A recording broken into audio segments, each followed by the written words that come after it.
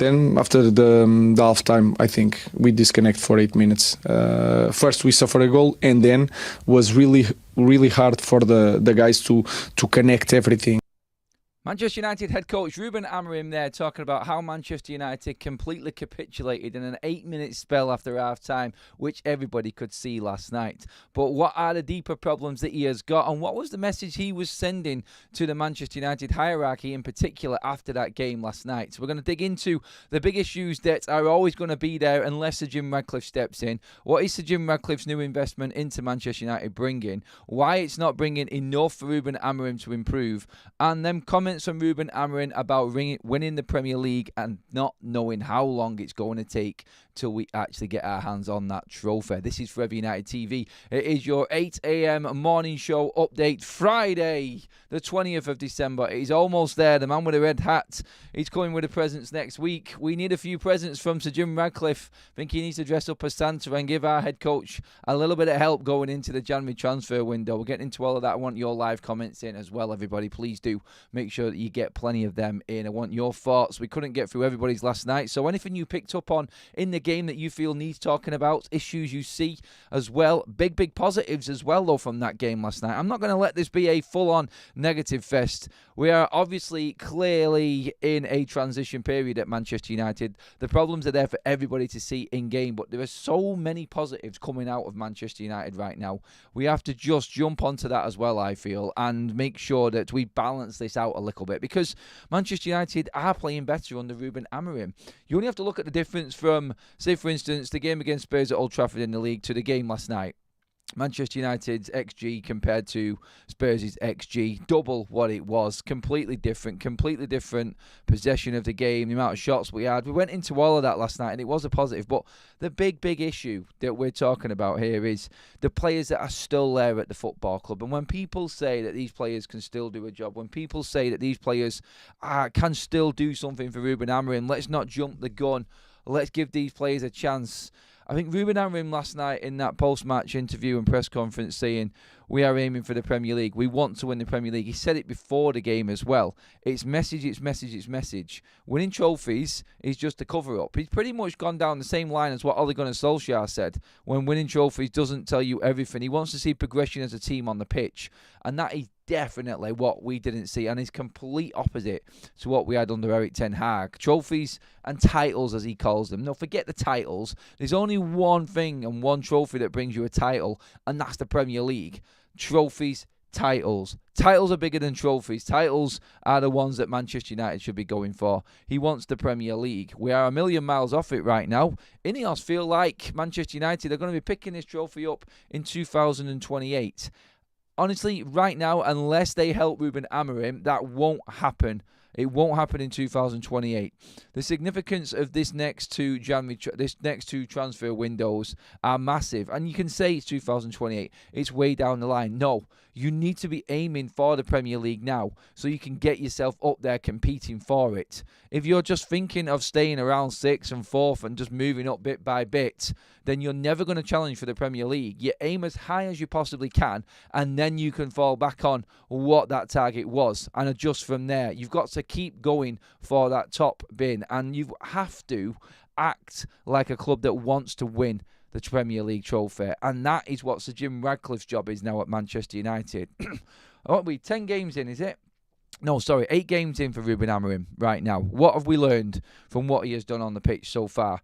We have learned that he is a no-nonsense type coach, that doesn't play egos, that deals with issues instantly, and he has installed a style of play and a confidence within a team that just basically hasn't got that cutting edge and that extra quality needed to challenge for the Premier League.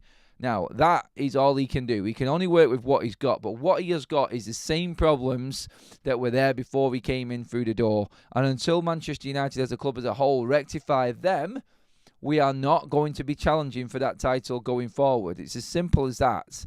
Manchester United right now are where we are because we haven't got that quality of player. I said it last night. The forwards, we don't score enough goal. We haven't got that cutting edge, and we haven't got that clinicalness about our game. The bigger problems, though, straight away, what we have learned within 8 games of Ruben Amorim coming through, the hope, players coming back, not as many injuries, it's been put to bed again, yet again. in bringing in the players that we thought could change and was worth keeping hold of, we have been let down. You look at, first of all, Luke Shaw, back in the side, back out injured, has to go. Mason Mount next on the list, devastated for him, but the same old problem. In a few games, out with an injury. And then last night, here we go again. Victor Lindelof makes an appearance 2 weeks before the transfer window, off injured yet again. These are the big decisions that weren't being made before for Manchester. Ruben Amorim will never succeed with these types of players in his squad. Quality-wise in Mason Mount and Luke Shaw, you could say he's got an argument there and we may go forward. But realistically right now, if Sir Jim Ratcliffe is in Manchester United to make the big decisions, the hard decisions, these are the decisions that need to be done and acted on very, very quickly. And I'm talking the summer transfer window at the latest for both Mason Mount and Luke Shaw to be carted. I'm sorry, he's going to have to put his money where his mouth is. We are going to have to be relying on other players. Look, if you have to go out and give Alphonso Davies more money in the summer to get him through the door in wages that just gets a better player in that's reliable and can compete at the highest level, you have to do it. You cannot rely on the likes of Luke Shaw on that side anymore as a squad player even. You have to go out and buy a number 10. You cannot rely on Mason Mount. If that means that you have to bring in Angel Gomez on a free transfer, and then we can maybe move Mason Mount on past that, and Gomez is part of, and unless Ruben Amorim gets that back in, and by the way, Gomez is not my top target. I would rather have Kvaratskhelia from Napoli, but we haven't got the money. But then again, could INEOS act on this and start selling players and get that money for Ruben Amorim to bring him the right players to Manchester United? That's what we have to be doing right now. Them same injuries, the same problems. The injuries for Shaw, Mount, Lindelof, they're never going to go away. They're never going to change. They're there for life. Can you play a system? Can you challenge for a title? Can you progress on the pitch with players that you actually know, and it has been proven, cannot play 90 minutes of football? The answer to that, on the wages that they're on, which you could have another player in that team for playing under that wage week in, week out for 90 minutes, is no. It's not. And unfortunately for these players now, and again, point proven last night, Lindelof will go anyway in the summer. We're not really bothered about him. Honestly, I'd given up on him a long time ago. His injury record is appalling. I didn't think he was good enough anyway. And he's going to be gone. We need a replacement in. Maybe that will be an academy player because I just didn't see him featuring. I'm glad he saved Harry Maguire for weekend, actually, on that side of things. But Lindelof gone. Mason Mount, make the call. Seriously, 2 years in. They've talked about this 2-year pattern thing right now. We can't get 90 minutes out of him. It's pointless having a player on the pitch on £250,000 a week if you cannot play him. I'm sorry. I'm gutted for the lad. I really am. But you're at a point now where you need to start making big calls. And unless Sir Jim Ratcliffe does it, Ruben Amorim is going to keep on defending these players and talking like he is doing in press conferences and post-match interviews, saying that we want the best for him, we will back him, we will keep trying to make him give him the best treatment so we can get him back on the pitch. 2 weeks later, he needs to see a specialist. What can he do? You cannot plan around players that are not available and can't play 90 minutes. I'm sorry. Not if you're going to challenge for the Premier League. Big decisions need to be made at Manchester United. What other problems are still there before? Well, we've seen it. Point proven this week in what Ruben Amorim's had to do with the highest paid player at the football club and one of Manchester United's academy players in Alejandro Garnacho. Look, the rumours are there and the talks are there behind the scenes, and apparently Manchester United are all too happy to move on Garnacho and Marcus Rashford. Words, words, words. It's all good and well saying it, but again, we're waiting for the action. We're waiting for a bit of walking rather than talking, and that's what needs to happen right now. Yes, there is time yet. You could easily say that, look, we've got enough players to get through these next few games, but January is massive.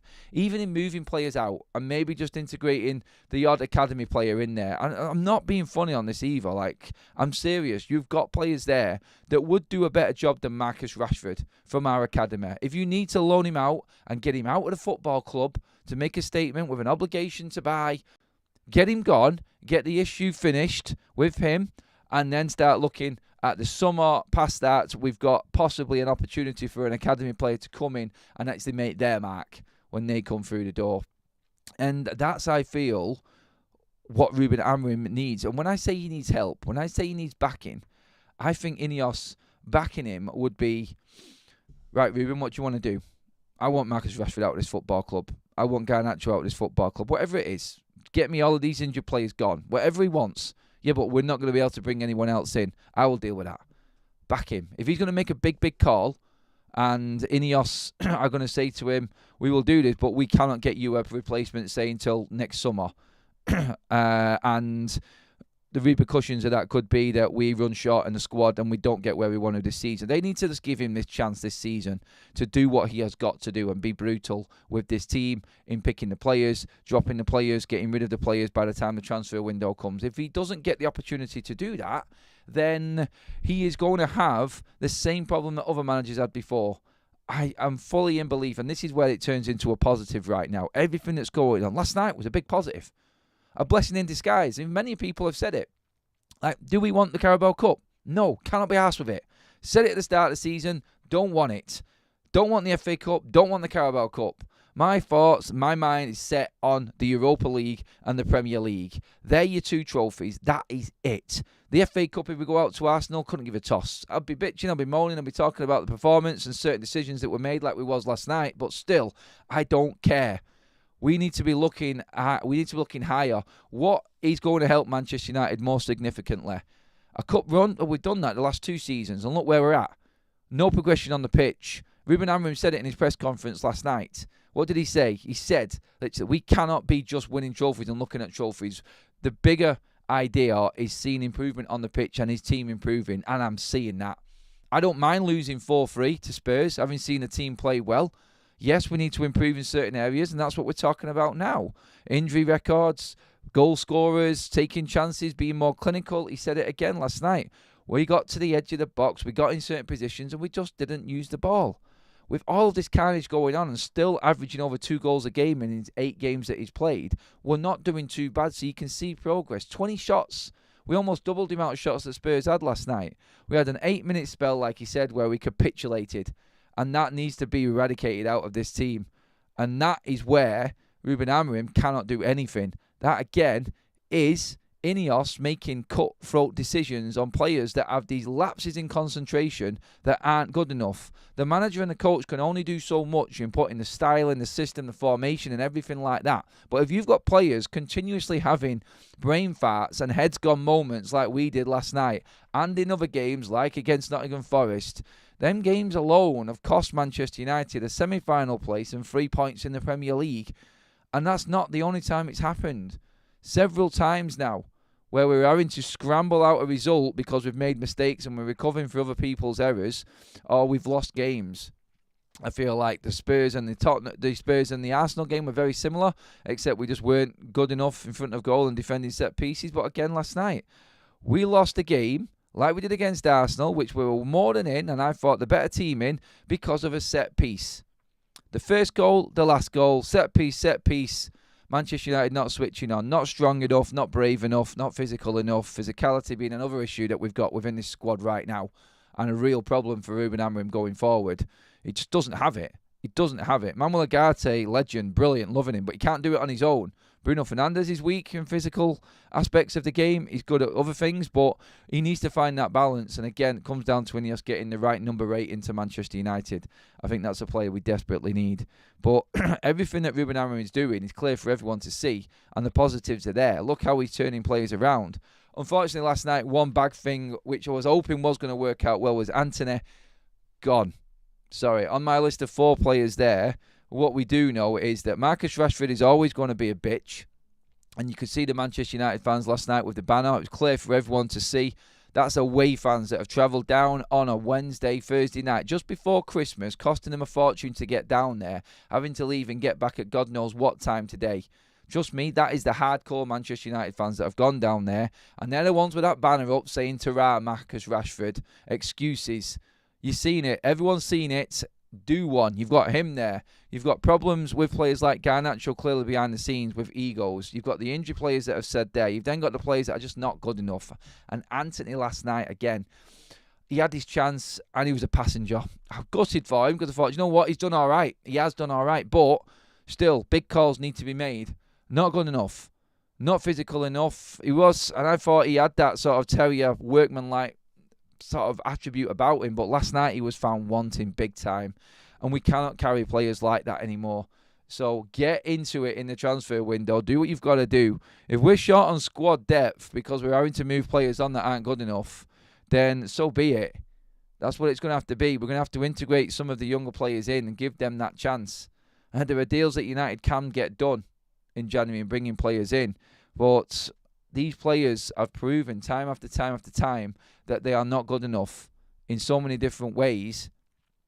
What have you got to lose in bringing in players that might take that opportunity and thrive in a situation?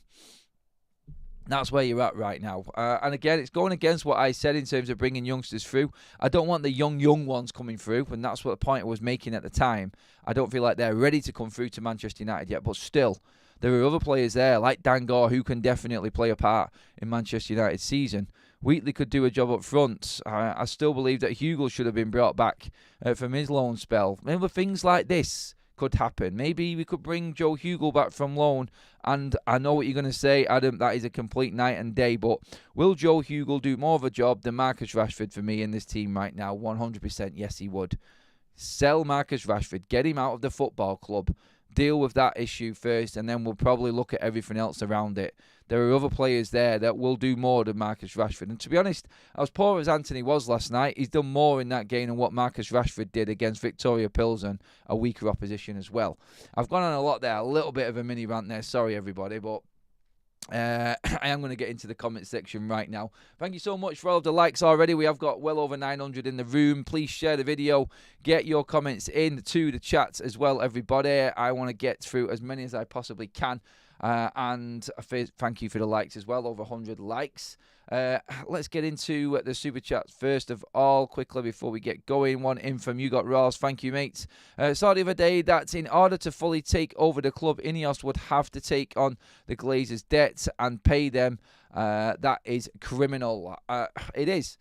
But when you're clever businessmen like the Glazers, which they are, let's be honest, they're not good for us football fans, but in terms of business, they are right up there, Champions League level, aren't they?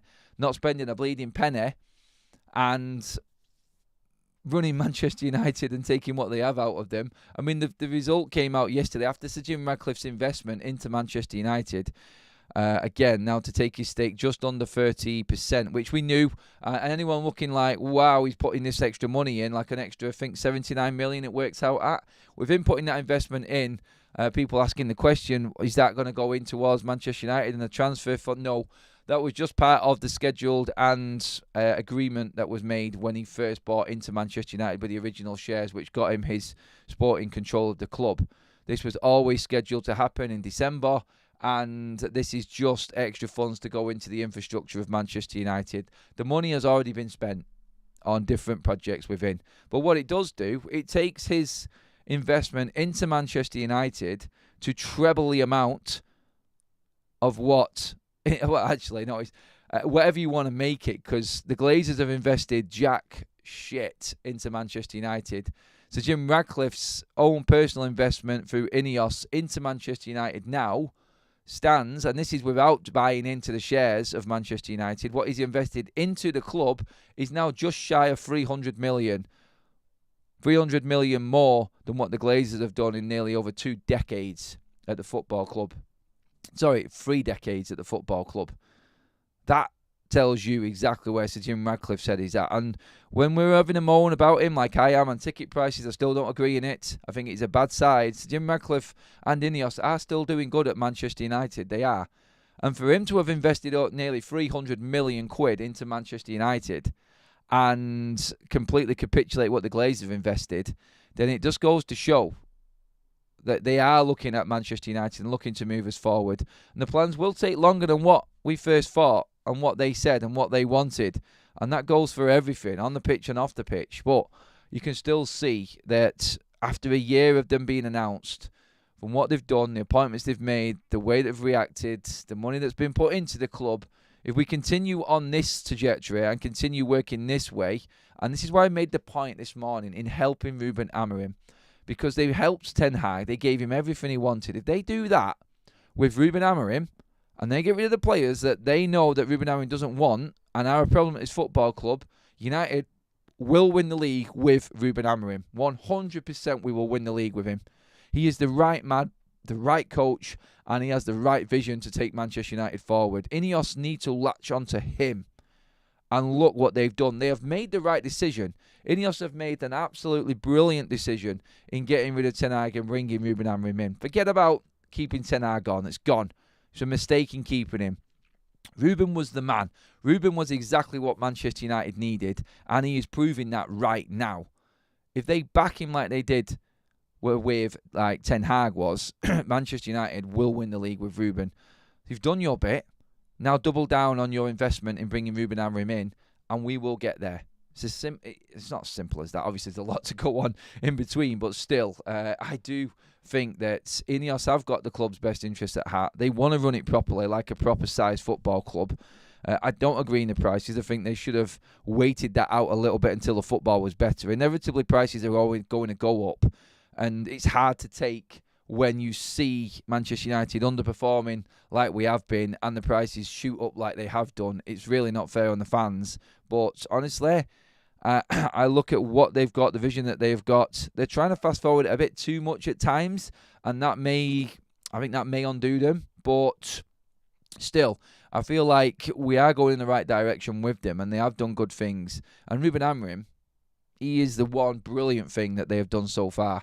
And back him, double down on him, because he's the one that will change everything at United. And with the people that we've got behind him in Brailsford and Wilcox and Omar Barada, I think we have got the right blend there. And it does take a little bit of forward thinking, yes. It takes a little bit of imagination.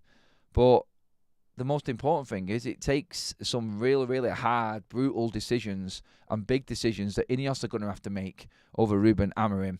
That is vitally important. I'm going to get into some more of the quotes as well, but I am going to give you your chance now and get through some of these comments that have come in.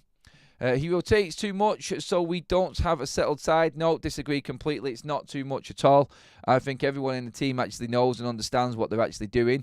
And the possession of the play actually tells you that in every single game that we're playing, because we are having more possession than everyone we're playing against. It is. There was only, Manchester City? Like 48%. We had against them. Look, we are moving in the right direction. Like, even if he rotates a lot, it's the right thing. Let's see what we've got here. Frank says, let's just talking to someone else. Plenty of comments and conversations going on in the chat here, by the way, everyone. Getting says, Maguire being back to his best does not mean we need to keep a 31-year-old injury-prone player on a high wage. I wouldn't say injury-prone. I think that's a little bit unfair on Maguire. It's one more year. One more year for Maguire. And let's be honest, if we have to keep Maguire because we need to bring in the best in class in a striker, that's how I look at it. That's how I look at it. I feel like we are making the right decisions in how Manchester United attack this transfer window. As in, look, what's the most important thing? Defensively, I think we've got just about enough at the moment. It's not panic stations. It's not the end of the world. It's not desperate. Up front, we desperately need investment. And if it means keeping Maguire for a year, bringing in the right striker this summer, and then we look back at a centre-back when Maguire leaves in a year's time, I haven't got an issue with that. I think that's sensible. I think that's sensible sort of football management, to be honest. And I think the structure are taking care of that. And I think it shows. By the way, everybody, we are 5 subscribers away from 67,000. Are you going to subscribe right now if you haven't already and take us to that 67,000 mark? Well, we're actually live. That would be mental. And what a great way to start the Christmas week that would be. I'm saying Christmas week because weekend is here. It's Bournemouth this weekend and we're straight back into another game. Ruben's press conference from last night for the game against Bournemouth will be out later. We'll probably be covering that tonight as well in the live show later on what's been said, because I feel like going off what's been said, there has been a lot going on about Marcus Rashford again. So let's see. There was some quotes coming out about Marcus Rashford being in training today and will be preparing for the game against Bournemouth this weekend. So let's see what happens in the next episode of that. Anthony needs too much time on the ball. Sad for him because there's a player there, but not at the level, in my opinion, says Kaz. Yep. Kind of was left by the wayside last night a little bit. Forgotten man. Liam says, we need to get the grip on set pieces. It's our Achilles heel at the moment. It is. They've cost us 3 losses out of Ruben Amorim's 8 games so far. Arsenal, Forest and Spurs last night. Like, literally winning goals coming from set pieces and crosses. David, me, like, seriously, crosses. Like, Bayindir was taken out last night. It was VAR. If it was a Premier League game, that goal would not have stood, and United would have got the draw out of it, or maybe even won the game because we had the momentum at the time. But big decisions in games like that go against you. But he was still weak. Still absolute piss poor week there. He's got to do more. Him and Onana are absolutely useless at commanding their 6-yard box. I mean, I've not seen enough of Bayindir. From last night's performance, he didn't really cover himself in much glory, did he? The save that he made when he pushed it out, he could have done better with that. He seriously should have done a lot better with that cross and as well that corner. We cannot be letting a corner go straight in. That is really bad. Bad defending, bad goalkeeping. We spent 52 million on Onana and 6 million on Bayindir. Should have kept Kovar instead of both. Yep, nearly 60 million on goalkeepers. Well done, Erik ten Hag, again on that one. Onana needs to be dropped. Yeah, still, I said it. Look, I said I don't want Onana in our goal. But I didn't want Bayindir. I said I wanted Heaton. Our third choice keeper is our best keeper. I said it. I've seen a lot of people commenting last night. You get what you deserve in the comments section. Pretty poor, to be honest, in terms of sending comments like that. You get what you deserve. Everyone wanted Onana out, and now look what you've got with Bayindir. No, I actually said I wanted Heaton. I think he's a better keeper than both of them. And I think he would organise. Look, there's the agility, there's the shot-stopping side of things. And it looks great. Great saves from Onana early on this season, but goalkeepers shouldn't be having to make saves continuously. Goalkeepers should be organising their back four to a point where we are actually in a position we don't need to defend shots. That's what we need to do. I've just noticed that we have just passed 67,000 subscribers, everybody. Thank you so much. Nice to hit another 1,000 landmark while we're actually live. That's happened a few times recently now. The road to 70k is well and truly on, people. We're less than 3,000 away right now. We have just gone over 67,000. Give yourselves a pat on the back, you absolute legends. Thank you so much, everybody. Absolutely buzzing with that right now. 67k in the bag. We move on. Well over 1,000 in the room. Let's get them likes over 200, please, everybody, as well. Into the comments we go again. Frank Davison, I dropped Martinez, play Maguire if fit, or Mazraoui back three, put Dalot on the right, Casemiro in the middle with Agate, Mainu and Bruno at 10, with Ahmad up front. He's good and so mobile and clever. Yeah, he could do. It's that outlet, isn't it? Sometimes you just need someone to hold the ball up. I mean, Ahmad plays a different way, doesn't he? But in terms of Martinez last night, I went on him big time. Like, shocking performance last night from him. Cost us the second and third goal for Spurs. He's the last man in that defence there. He needs to see that offside. That kills the game completely. And that flailing leg from that cross to clear it, not good enough, I'm sorry. If I'm going to go in on Bayindir and Onana and not commanding the 6-yard box, I have to marry that up and go in on Lisandro Martinez as well, because that was just not good enough. I mean, come on. Poor. And yeah, maybe he deserves to be out of the team for a bit. Maybe we should see De Ligt, Yoro and Maguire in that back line. Or Mazraoui. Well, one thing is for certain, and someone messaged me last night, someone who I know who's a Bolton fan, who's watching the game, and he said, my God, it is cleared, isn't it? Like, Manchester United need a left wing back. Yeah, we do. Dalot is soft. And honestly, when it comes down to big decisions, if it means getting Dalot gone and we get a better deal for him in January and the money's there, I'm stuck with Dalot a little bit because I know we need to reinvest that money in to get another left wing back in. You could always argue that Harry Mas could come in and we could just see how he does. Will he do any worse than Dalot? I don't know. Like, if buts and maybes, there's no dead certs in anything in football, is there? But still, when you're looking at Dalot right now, honestly, unless he's on the right, I just don't think we should be playing him in the wing-back position. Honestly, right now, I think he's reserve. We just haven't got anyone else to play on the left. There's no one else to play that. I mean, Antony, again, he showed last night he wasn't weak enough. He did play a higher role last night, Antony, but not good enough there. I would take, honestly, like, if you're looking at players, like, and we just said it at the start, what are the obvious issues at Manchester United? Players that aren't good enough. Dalot is proving that at the moment. He's struggling. I'd like to give him a bit more time, hopefully through the rest of this season, to see if he can cope, because he has been one of United's most improved players. But if Amorim's going to stick to this system and Dalot can't play in it, that's one of them big calls that you need to make. Antony, gone. Rashford, gone. Obvious reasons. Make the decision on Garnacho. Maybe give him the rest of the season to see as well. But from all accounts and what I've been told, Manchester United and Ruben Amorim are really not impressed with Garnacho. He's got a long way to go to impress Manchester United from not selling him. The injured players, Mount, Shaw, Lindelof, gone. Get rid. Make the call on them. Bring in Alphonso Davies on a free. Get the players in that you need to get into this team. Make as much money as you can. If you have to make a decision on the likes of Dalot and Martinez, just make the decision. I would keep Martinez. I'm 50-50 on Dalot right now. I think a decision needs to be made because there is big money to be made there. And that money could be really invested into different areas of the pitch. And when we're talking about them big calls, that's where we're at with it. They're the important ones that need to be made. Here we go. Abyss. Need to get a grip, Adam, if you think Heaton is better than Onana.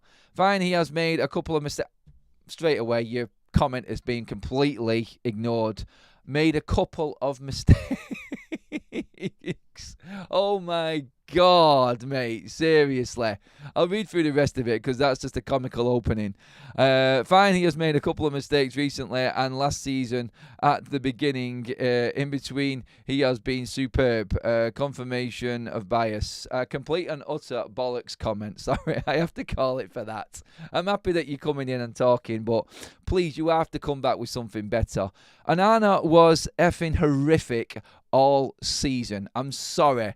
No, he cost us the Champions League single-handedly. He tried to put us out the Europa League last week. His distribution is the poorest I've ever seen of any goalkeeper at Manchester United. And I want to bring in Mark Bosnich into that equation as well. Don't even come at me and say that Onana has been superb. He's made some great saves and he's up there for saves this season.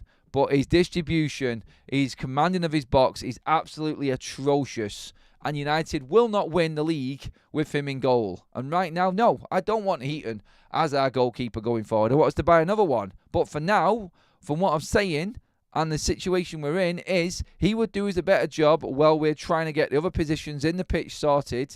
And then we can invest in the keeper later down the line. But seriously, a couple of mistakes. Okay, see you later. No, and no. Worst match I've ever seen Leacher totally exposed multiple times, Ivan says. I don't think it's exposed. I feel like he's just made really bad decisions. And it's hard. It's hard. I feel like right now we are seeing Martinez just have these moments and I can't figure him out. 1 week he's brilliant. 1 week he's completely off it. And it's not through the system. It's not through being exposed by anything within the system or anything like that. It's just simply down to him making really poor decisions and football IQ. That's what it's all about. We have a super chat in from Stu, 67,000 subscribers. Woohoo! Yes, indeedy. Thank you so much, everyone. Going back to that. Look, I do call people out in times in the chat. I never go back, but that's what it's here for. You're not going to get kicked out.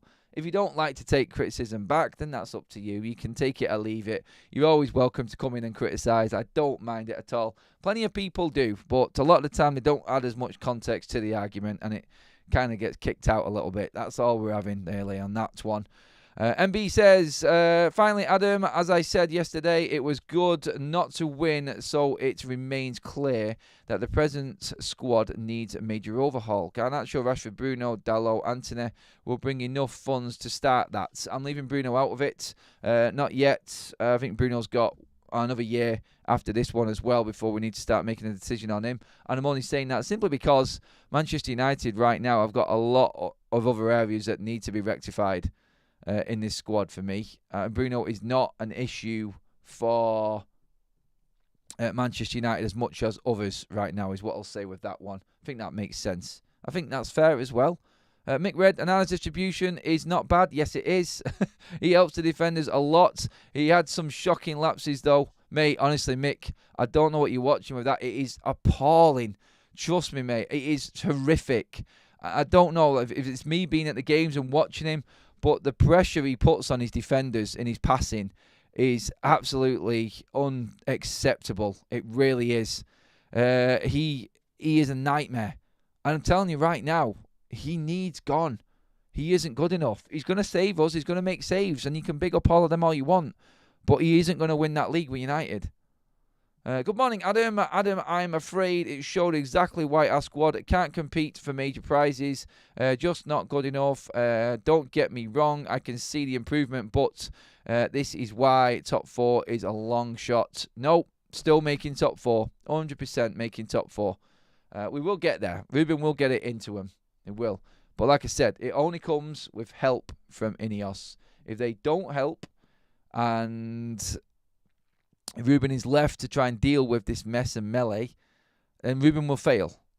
They need to make the right calls, and the big calls are the ones that we just talked about.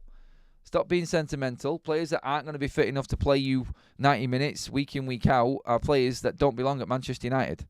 Simple as that. Yes, it's hard to get rid.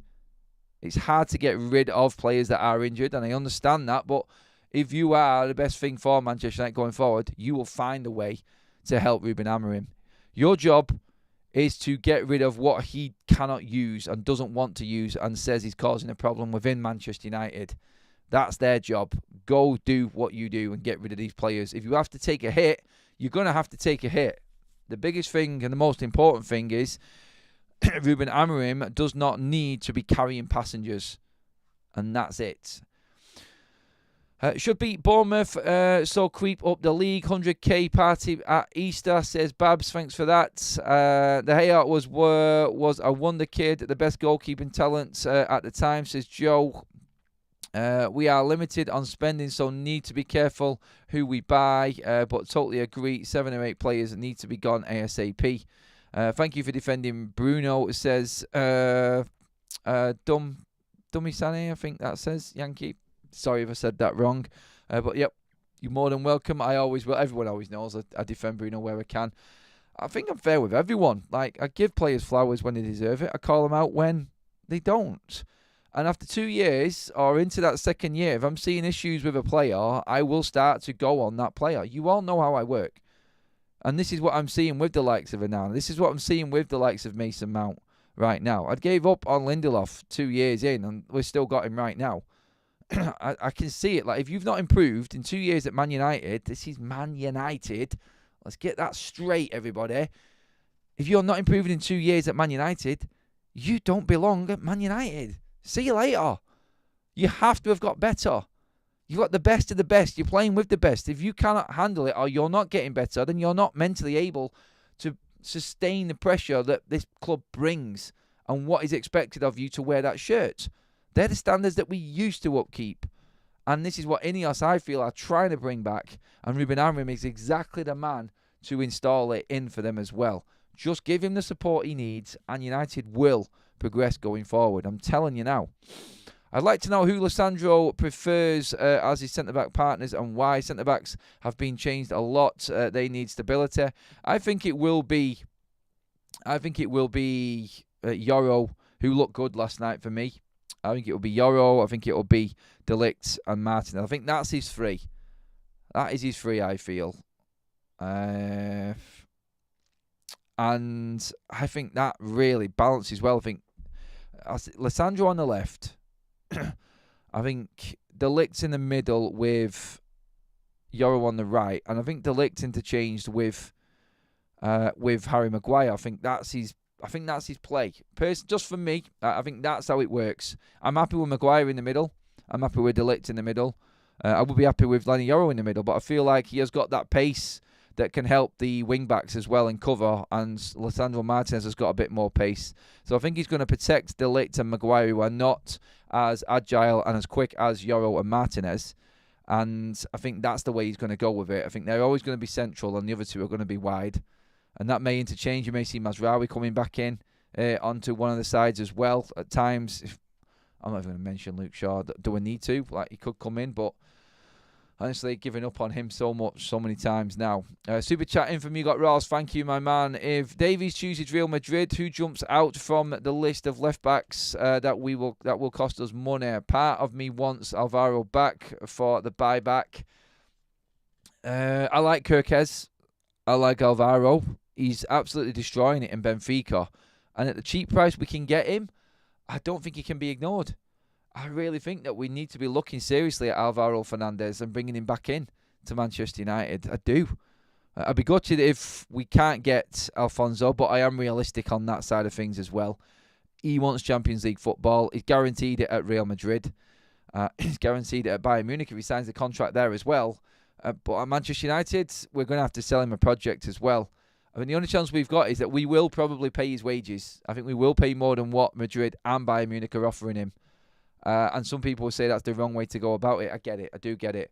But when you're buying absolute quality and ready-made perfection for that position and that role and what Ruben Amorim wants for free, you can balance that money out and say that that is an investment into a very, very good player rather than risking something in another player.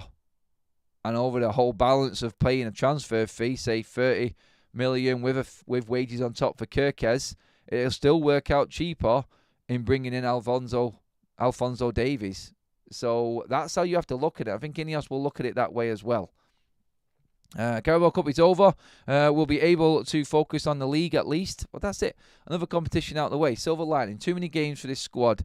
Ruben Amorim needs more time on the training ground. And now, with one win against Rangers, like we said last night, we will get pretty much all of February to work on in between other games. And the fixtures won't pile up as badly as it might have been. Because I said it last night before the game. If we have beaten Spurs, and it's good to be in all these games and we want to be competing, but really, I don't think any United fan looks at it and goes, 2 extra games are really going to do us good going into that busy period. When we're finishing off the Europa League phase, the FA Cup's there, the league games are there, and you got 2 games as semi-finals, January and February, and then the final in February as well. Yeah, I think United would prefer, I think Ruben Amorim would like to take the road of having time to work with his team. And I think calling it out last night after the game and saying trophies don't guarantee you success and improvement. Trophies don't necessarily tell you the full picture. That's 100% certain. Sorry, 100% right on that one. Alphonso is chasing the money. If United off the most, he will come. To be honest, if you're Alphonso Davies, this is your last big contract. So why wouldn't you? Honestly, I think he deserves the money that he's asking. He's a player that has won multiple trophies and has been proven to be one of the best left wing backs, left backs, whatever you want to call them, over the last few years. I think he is worth that money. Some players are worth it, and some players you pay more money for. But the problem with United is we've been paying more money for shit players, and that's why we have been stung, and that's why we are a bit wary of players coming in on big money. But it's like, I don't think the money was bad for Leniero. People have called me out for that. I understand why. It's a lot for an 18-year-old, but that's an 18-year-old that everybody wanted, that is already showing us the complete, well, not the complete package, but showing us great potential already. He is a good player, and he's going to be on that wage now for the next 6 years, and that's not going to move. And then if that player wants more money past that, that means he has improved to a level under the INEOS model and what's being built. And we're happy to pay one of the best centre-backs on the planet more money to keep him at the club. I think it's right. I think we have got a decent structure under INEOS. Super chat in from Enjoy Writing. It's a fair shout that we lack physicality. Soft, ? Yes. Weak, I think. We are getting battered and overrun a lot of times. We need to have that physical presence. But, by the way, quickly, on Manuel Ugarte last night, again, how good is this guy?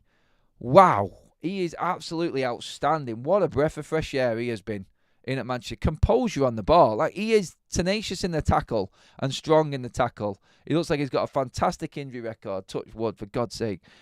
And his composure on the ball is something that I just did not expect. Like, he gets himself into some situations in the 8 role as well, where you're thinking, oh, God, here we go. And he just turns, calm, plays a simple pass. Absolutely love Manuel Ugarte. What a signing he has been for United. Brilliant. The game was nuts. Really loved Ahmad's goal. It was fantastic. Ahmad is awesome, innit? That guy, his record right now and the numbers he's putting up. I think, what is that now? That's, in terms of assists, what's he got now? I think that's 10 in his last 9. Or 10, I think it's 10 or 11 or something like that. And his goals are going up as well.